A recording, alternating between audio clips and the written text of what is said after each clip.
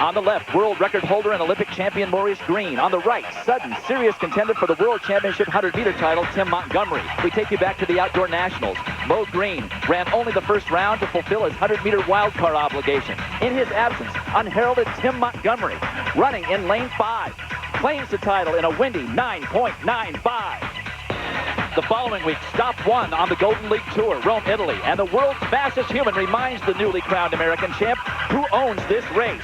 Green, the victor, in 10.01. Montgomery, the vanquished, 10.11. The Golden League moves to Paris for stop 2, and it's the same story. The two-time defending world 100-meter champ takes the measure of his closest rival, winning comfortably, 9.96 to 10.01. Then last week, stop number 3, Chile, Oslo, Norway, and once again, in Mo's absence, Montgomery prevails. But here's the shocker. He joins just 2 others as the second fastest performer of all time in the event by laying down a blistering 9.84. The World Championship men's 100 meters just got a little bit more interesting. You can speculate a lot of things. The bottom line is I wasn't there. He ran good. I'm happy for him. Now, it creates a lot of energy for our race, and when we race again, we'll see what happens. Next event on the track, the men's 100 meters. World record holder is Maurice Green. He's here, but he's not on the track. And this time the world this year also now by Tim Montgomery, 9.84 last week in Oslo. Here's how they'll line up. Lots of Americans in this race. J.J. Johnson, Jon Drummond, Bernard Williams in 5. Ato Boldon, who was second to Tim Montgomery, who ran 9.88 last week in Oslo. Probably the guy to watch in this race, Larry.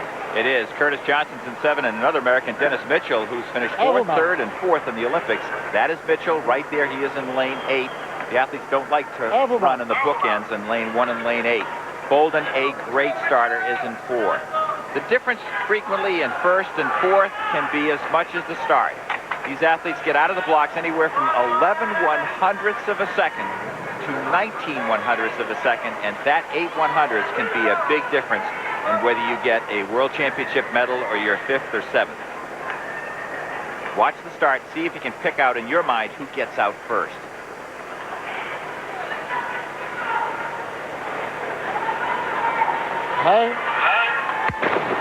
A quick gun, and Jon Drummond down in lane 2 gets a great start. It's Drummond in 2, but now here comes Boldon in 4. It's Boldon and Williams, but Drummond now back in it. It's Williams, very close between Bernard Williams in lane 5 and Jon Drummond in lane 2. And Ato Boldon made a move, but then just faded badly as they get close to the line. Bernard Williams thinks he won it. Jon Drummond, I'm certain, knowing him, thinks he won it. You ready for it? Watch them up out of the blocks. Drummond in lane 2 gets out very well. Ato Boldon gets left a little bit for his size. Bernard Williams in the middle of the track lifted well and accelerated, pulled away, and out in lane 7, Curtis Johnson was running very well and looked like he either caught a cramp or pulled a muscle when he was in contention to maybe even still win. But watch Boldon on the right of the screen, and look at a very fast start by Bernard Williams. He nailed that start, did Williams, and he was an Olympic gold medalist on the relay. There you see him, number 160. Boldon, his training mate beside him, who had such a terrific race in Oslo just last week. Notice the form, the good arm action. They try and stay as relaxed as they can. I mentioned this race is not run at 100%. Probably run like at 97 or 8%. Over 100 meters, you actually tie up if you try and run it all out. And it looks like a real injury here.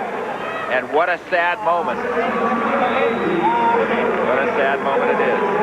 That looks like Deji Aliu, number 150, who is being taken away, the Nigerian 25-year-old, the former world junior champion. And let's hope he's not seriously injured. Come on now.